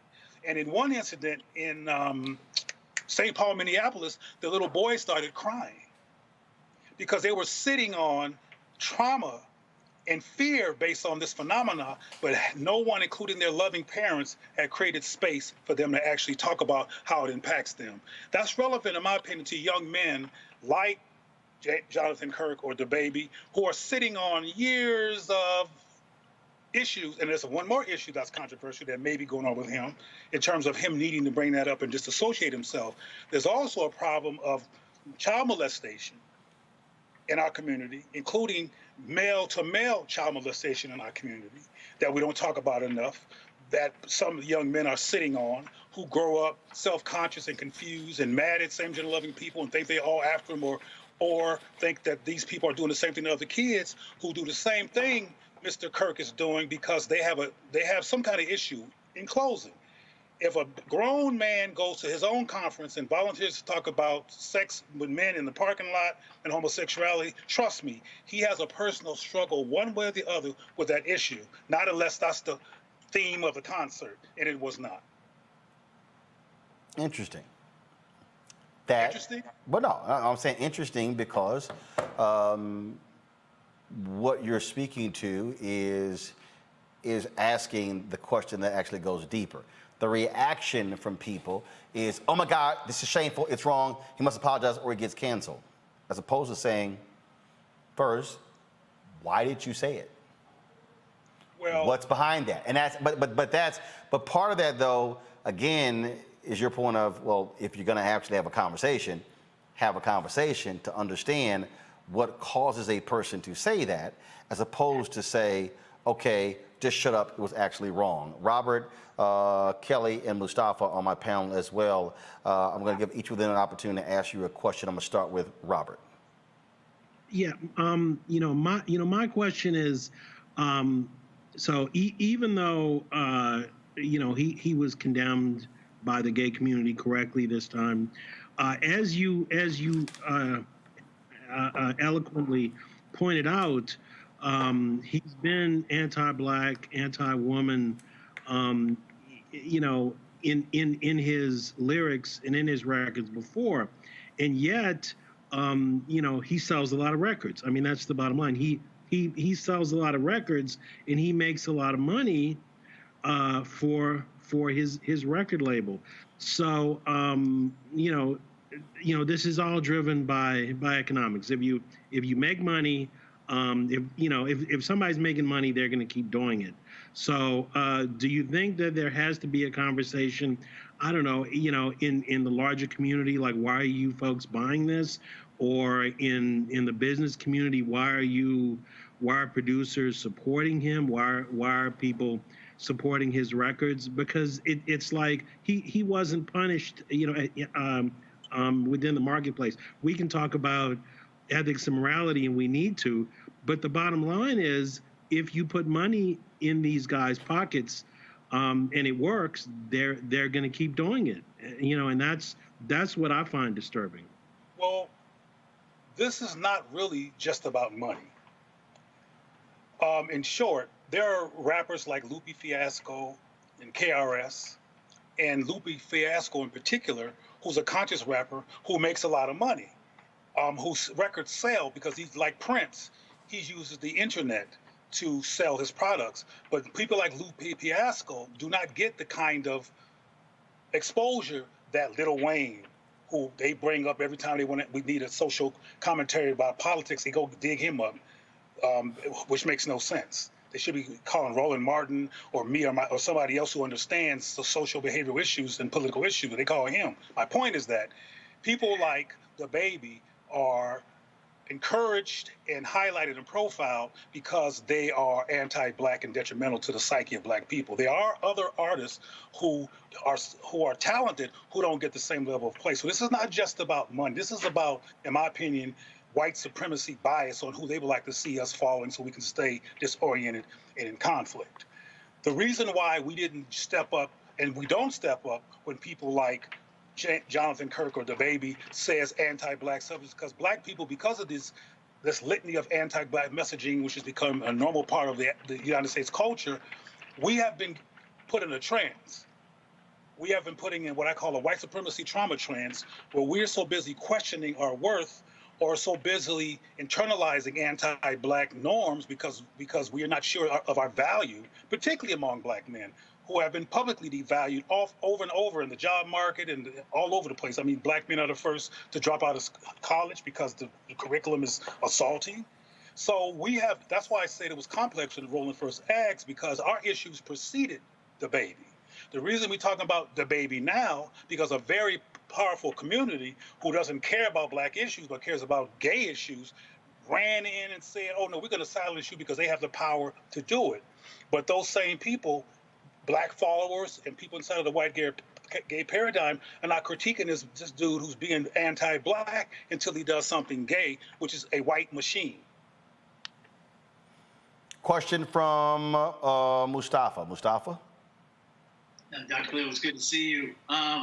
You too, man. The way that I'm looking at this, and I hope you can unpack this for us, it is pain, trauma, and socialization. Because we are socialized to see ourselves as less. And then we will unpack each component inside of our community. So could you talk a little bit about that? Yeah, I'll just reiterate. And I spoke to it a moment ago, but it's relevant to your question. If you listen to this dude's lyrics, they're atrocious. They're toxic. They're vulgar. They're genocidal to black people and to black mental health. And you can go outside in any particularly black community or mixed community and hear this dude's music blasting in the, bumping in people's cars. And it is socialization. But I don't want us to miss that black people are in a trance and that black people are dealing with social, psychic factors and stressors that must be addressed in an explicit way. Even when it comes to, and this might sound tangential, but it's relevant to the black state of mind, even when it comes to this COVID-19 issue, 52% of black folks apparently are not going to get the vaccine. Well, something's going on with black people. And if we don't address what's going on with black people in terms of what the resistance is about and ask questions instead of doing this, you're bad, people just shut down. So black folks have got to have meaningful, rational, strategic conversations about internalized white supremacy, anti-black norms, so we can have the entitlement consciousness not to wait for Elton John and Madonna and white gays to put down black men, which has racism in it and opportunism in it, but where we can hear these rap records right now and say, wait a minute, what's up? I got children. I got babies being raised. I got to walk through the streets and hear this. I think we need to address this, but you got to love black people unconditionally to do that kind of calling people to be accountable. We didn't do that when Obama was president. We were the only ones who didn't call to make him accountable. The Latinos did, and the gays certainly did. But we were someplace else doing other things instead of thinking clearly and coming out of that trance and holding people accountable. We have to hold the rap community accountable. Again, though, it's problematic that DaBaby did not become an issue until the gay machine said, oh no. And that was actually a point that I read yesterday. Jasmine Koenig wrote a column on that, and actually we did discuss it on yesterday. Kelly, your question for Cleo. Last question. Sure. So obviously I don't have the lens of a black man of a black man on this situation. But what I do see is the fact that from my perspective, it does feel as though black men, specifically black celebrities, have more grace when it comes to problematic statements and problematic actions with the community as opposed to black women. When it comes to cancel culture, it feels as though when it comes to black men doing things such as this, there is more of a counsel culture. Like right now, we're talking about counseling DaBaby into seeing the other side of this issue and really coming to senses with his homophobia. However, we have female celebrities who have done less, but have been canceled almost indefinitely, such as Macy Gray, Azalea Banks, Chrisette Michelle, and there are others. So I guess if you could speak on how this needs to be a universal solution in terms of counseling our black celebrities, in terms of counseling our black people into these issues, and making sure that there's a more holistic, less Eurocentric and phobic approach to such things. If you could give your comments on that, hopefully I'm making sense in this regard. Well, let's be clear, sister. There is no counsel culture for black men. That's not true. There is no counsel culture. I wish that was true, but that's not true. There is no counsel culture or no critical thinking encouragement culture around black issues as a systemic norm in the United States of America. And I don't want to bring women into this yet because it will distract from the point of what's happening right now, which is black male behavior. And it's easier, for example, to simply call Mr. Kirk or DaBaby homophobic. However, it's not that simple. What's going on with people like Kirk is, am I man enough ophobia? Are you going to see me as a man ophobia? And a lot of black men, in some ways, in terms of its performance, is quite dysfunctional. But that's a lot of what's happening with black men. And the cancel culture for black people, regardless of gender, is quite high. But I want to reiterate, there is no counsel for black men.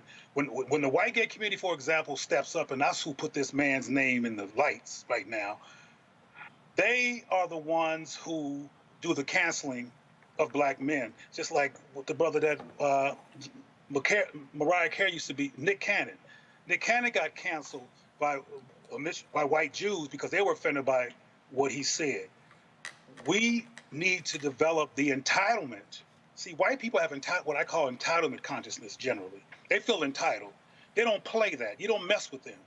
But we second guess that if we're entitled to voting, if we're entitled to not get killed by a virus, we are in a state of questioning. And frankly, people like DaBaby and the perpetual highlighting of this kind of toxic behavior reinforces the trance and the disorientation among black people. And we need to understand this and address this. But nobody's having a council culture. If we had a council culture and really ask each other why we do what we do, in particular people like DaBaby, why did you do that? Instead of just shutting them down so he can give you the classic apology that makes the gay community feel like, okay, we controlled him, but nothing changes. I mean, we've been dealing with black men who have said so-called homophobic things for the longest, and it has not deceased because we're not addressing the baseline issues. And when we start doing that, we'll have black men and black people who are more awake, who are more critically thoughtful, who are concerned about how black people look, who are really willing to not call black women bitches and hoes and each other the N-word, when we as a collective say, we're not having it, we're not tolerating it. Like the white gays said, we're not gonna let you do something that's so-called homophobic. We have to have that entitlement consciousness too. And right now we don't have it. I think that shows like Roland Martin's show can help engage us and help impose that kind of consideration among black people. But on a general basis, we're just going along with the okie doke, not because we're deficient, not because something is wrong with us, But we are acculturated from a media level to an educational level to second guess our worth. And we're so busy in a second guessing trance that we don't come up for air and say, no, you're not going to do that. Or, again, why did you do that? What's behind that behavior so we can understand that and address the factors leading to it so we can do some kind of intervention, as opposed to just having white gays and their black followers shut another brother down. That's kind of problematic. There's some racism in there that looks like a homophobia rescue story, but there's some opportunism on shutting black men down who are already shut down on a macro level inside of this alleged homophobia concern. And I'll close with this. The white gay community and their black followers are not equipped to talk to black people or address black people in ways that are helpful to us, that even considers the issues that I'm raising. It's all about calling the next person homophobic with no context. And I consider Mr. Kirk castrationophobic. I'm not sure I'm a manophobic. I'm going to be a hyper-masculine man and make up for that insecurity by stepping on stage in muscles and a tattoo and arbitrarily talk about homosexuals to make sure people know that I'm not like that because I'm a man. And I'm a man concerned, which is not based on black people just being irrational. Black men have a reason to be concerned about how they're seen. Even the police brutality, for example, and the murders of black male bodies on the street is a reason for black men to be hyper-masculine. And like I said in my previous comments, when I go to these mental health conferences and talk to these parents about if indeed they're engaging their children about the abuse of black people in public, majority of them aren't. And some of those boys started crying in the audience because nobody had ever given them permission to even consider how these issues hurt them. And Mr. Kirk used to be a baby boy. And we're all former children. And black people have work to do. All right. Cleo Monago, we surely appreciate it, man. Thanks a lot.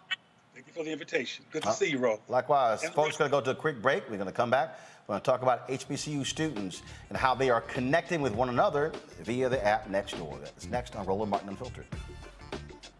I believe that people our age have lost the ability to focus the discipline on the art of organizing. The challenges, there's so many of them and they're complex. And we need to be moving to address them. But I'm able to say, watch out, Tiffany. I know this road.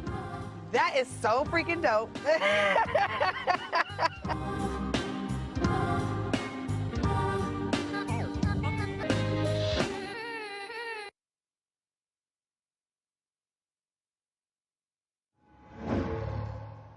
All right, so a lot of y'all are always asking me about some of the pocket squares that I wear. Now, Robert don't have one on. Now, I don't particularly like the white pocket squares. I don't like even the silk ones. And so I was reading GQ magazine a number of years ago, and I saw this guy who had this pocket square here, and it looks like a flower.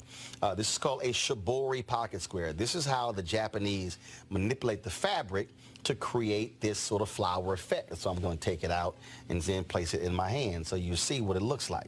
And I said, man, this is pretty cool. And so I tracked down, it took me a year to find a company that did it. And so they make these about 47 different colors. And so I love them because, again, as men, we don't have many accessories to wear, so we don't have many options. And so this is really a pretty cool pocket square. Now, what I love about this here is you saw when it's in the pocket, you know, it gives you that flower effect like that. But if I wanted to also, unlike other, because if I flip it and turn it over, it actually gives me a different type of texture. And so therefore it gives me a different look. So there you go. So if you actually want to get one of these shibori pocket squares, we have them in 47 different colors. All you got to do is go to rolandmartin.com/pocket squares. So it's rolandmartin.com/pocket squares. All you got to do is go to my website and you can actually get this. Now, for those of you who are members of our Bring the Funk fan club, there's a discount for you to get our pocket squares. That's why you also got to be a part of our Bring the Funk fan club. And so that's what we want you to do. And so it's pretty cool. So if you want to jazz your look up, you can do that. In addition, y'all see me with some of the feather pocket squares. My sister, who's a designer, she actually makes these. They're all custom made. So when you also go to the website, you can also order one of the customized feather pocket squares right there at rolandmartin.com/pocket squares. So please do so. And of course, that goes to support the show. And again, if you're a Bring the Funk fan club member, you get a discount. This is why you should join the fan club. Yo, what's up? This your boy Ice Cube. What's up? I'm Lance Gross, and you're watching Roland Martin Unfiltered.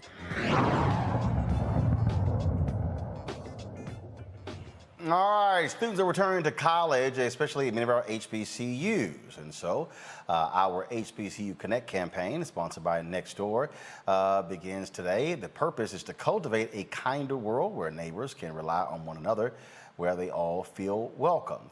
What we're going to do is talk to these HBCU students who are from these various campuses, and of course, talk to them, deal with them in terms of what they are doing on these various campuses. Today, I have 3 students from Clark Atlanta University.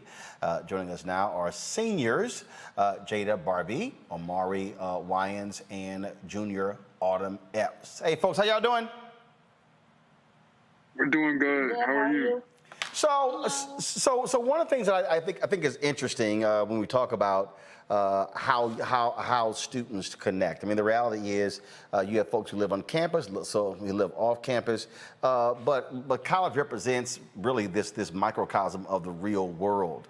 And so I'm very curious how you utilize Nextdoor to be able to work with one another, find one another, and use each other as resources while you're matriculating through college.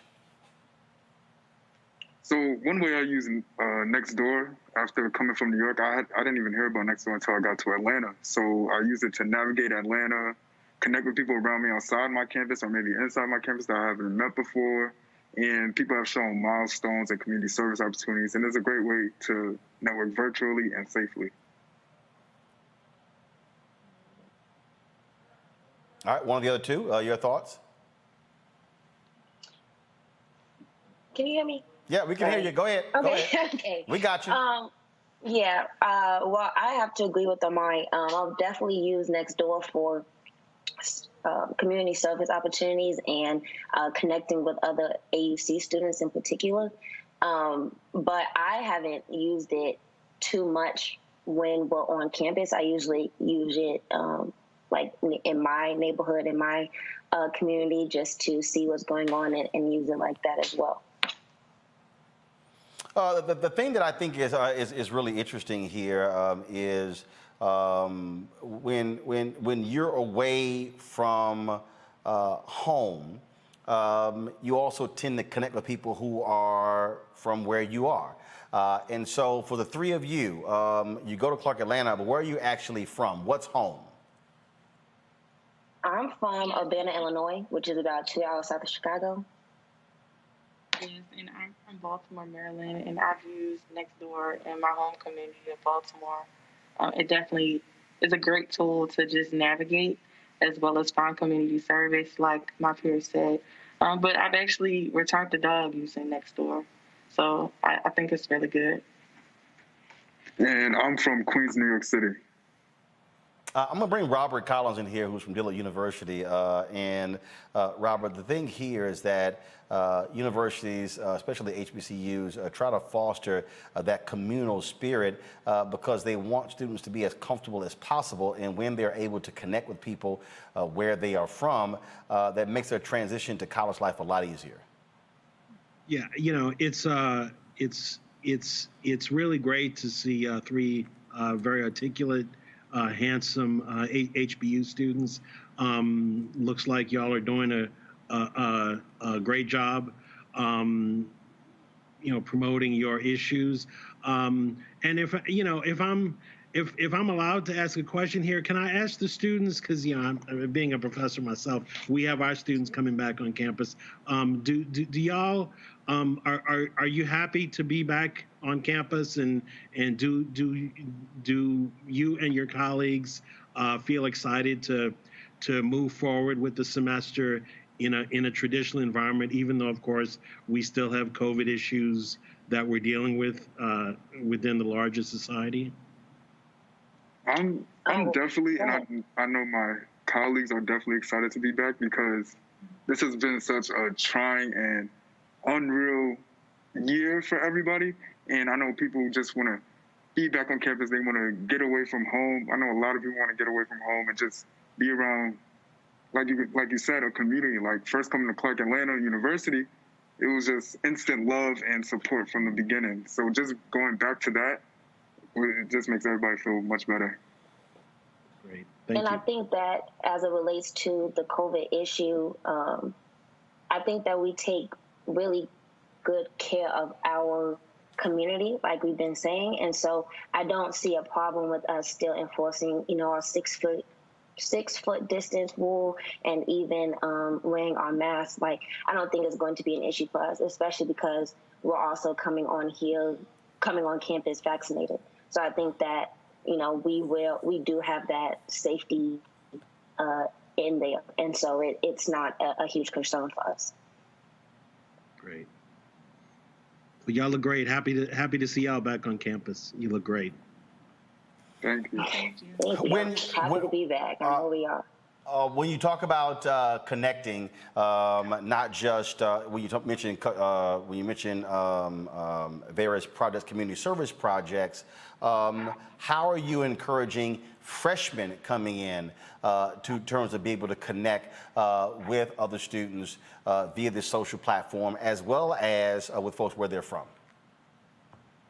Yeah, so I definitely think that Nextdoor is an app that Clark Atlanta and our students can use to not only navigate through our campus community, but through the city of Atlanta. And I'm pretty sure Nextdoor, and I know it has for me since I've been using it, it's provided me with plenty of opportunities to get involved.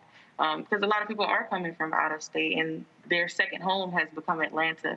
So to influence others and to just be diligent in making your community better, essentially, as Clark Atlanta students, I know we pride ourselves in not only finding a way of making one, but also doing culture for service. So it's important that our students and our incoming freshmen and incoming students to just be as impactful as the legend of Clark Atlanta University has been to the rest of the world.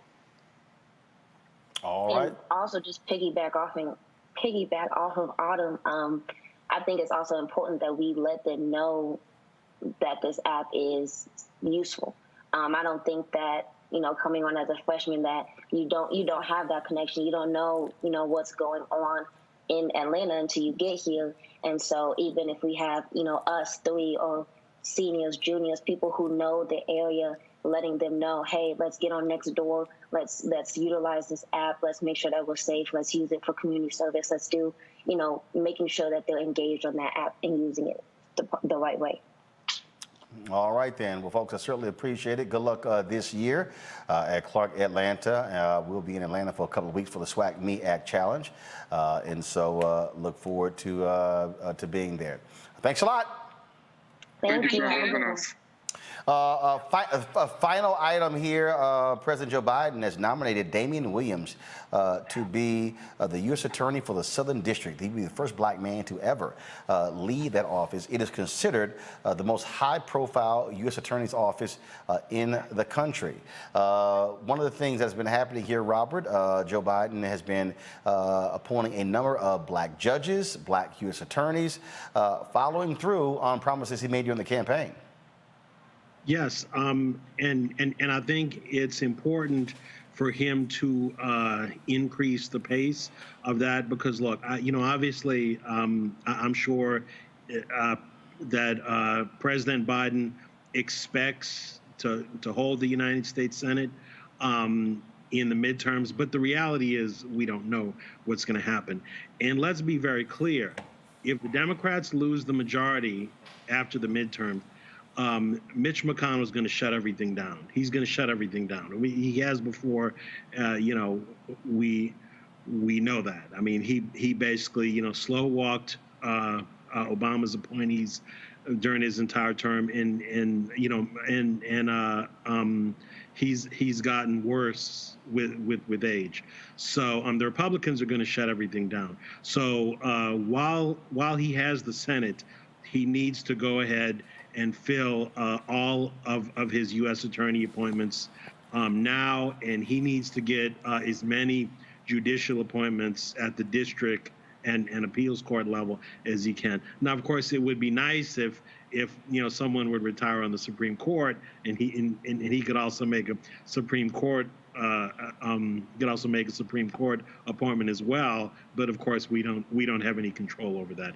But yes, I think he needs to be a lot more aggressive working with the U.S. Senate to get all of his appointments that are open, that he has available to him, filled before folks start leaving Washington to campaign for the midterms. That appointment, again, among several nominations today, announced by the White House. They dropped it around 6 p.m., Kelly. I'm sorry, you broke up. I said the announcement dropped around 6 p.m. Those announcements, the U.S. Attorney's announcements, including Damon Williams being the first African-American to head the U.S. Southern District in New York City. No, I think that's fantastic. The fact that we have a president who is interested in diversifying the judiciary, I think that's wonderful. Especially when you consider the cases that come in and out of that specific district. A lot of it has to deal with people of color and issues regarding people of color. So to have someone who is a Black man who understands our issues will go a very long way.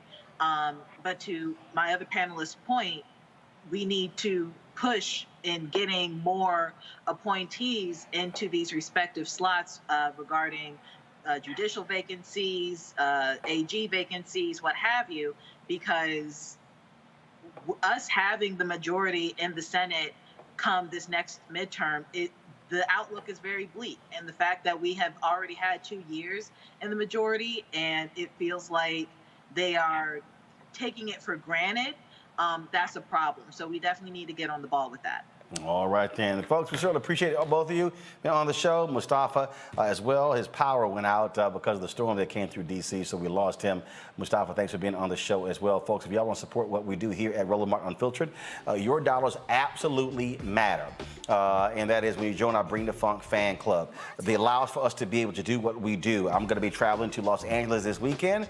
On Sunday and Monday, we'll be broadcasting from the Seth the Entertainer golf tournament. We're going to have live coverage on Sunday from his VIP party. Some fantastic entertainments lined up. We'll be there hiring local crews, African Americans, providing economic opportunities in this period. So when you support us with your dollars, that's what you are supporting. You can join our Bring the Funk fan club. We're asking people to give an average of $50 to join our fan club. If you can't give 50, that's fine. That's why we have no subscription fee on this show, because there are people who want to support what we do who can't afford $4.99 a month.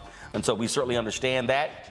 There are others who want to give more than $50. We appreciate it. Every dollar you give, get invested right back into this show. Cash App, $RM Unfiltered. Venmo is RM Unfiltered. PayPal is R Martin Unfiltered. Zelle is Roland at RolandSMartin.com. Roland at RolandMartinUnfiltered.com. Folks are asking me what time is this going to be on Sunday. It's going to be 6 p.m. Pacific to 11, which actually means beginning at 9 p.m.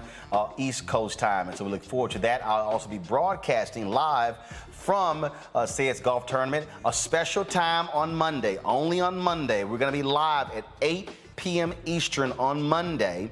8 p.m. Eastern, not our normal 6 p.m., because we'll be 5 p.m. on the West Coast. And so, again, we're looking forward to it. It's going to be some great names, some big names there, and we're going to bring to you. And yes, Roland Martin Unfiltered is the only outlet that will be broadcasting live from the Seth the Entertainer Golf Tournament this weekend. So we look forward to that. Later this month, we'll be broadcasting live from Atlanta for the SWAC Me Act Challenge. Next month, we'll be broadcasting live, actually in October, from the George Lopez Golf Tournament in Los Angeles, and in November from the Anthony Anderson Golf Tournament. And so we've got some fantastic things lined up for you. That's why it's important for you to support what we do. We've got no millionaires and billionaires who send us checks who fund this. It's our partners like Seek. It's our partners like AFSCME. It's like our partners like Coca-Cola.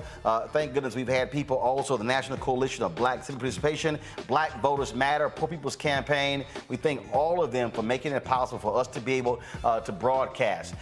Tomorrow morning, we're going to try to cover this tomorrow morning. I got late notice that the family of the late Congressman John Lewis will be holding a news conference outside of the Supreme Court, calling on Congress not to take a recess and pass the For the People Act. We hope to have that to you live tomorrow as well.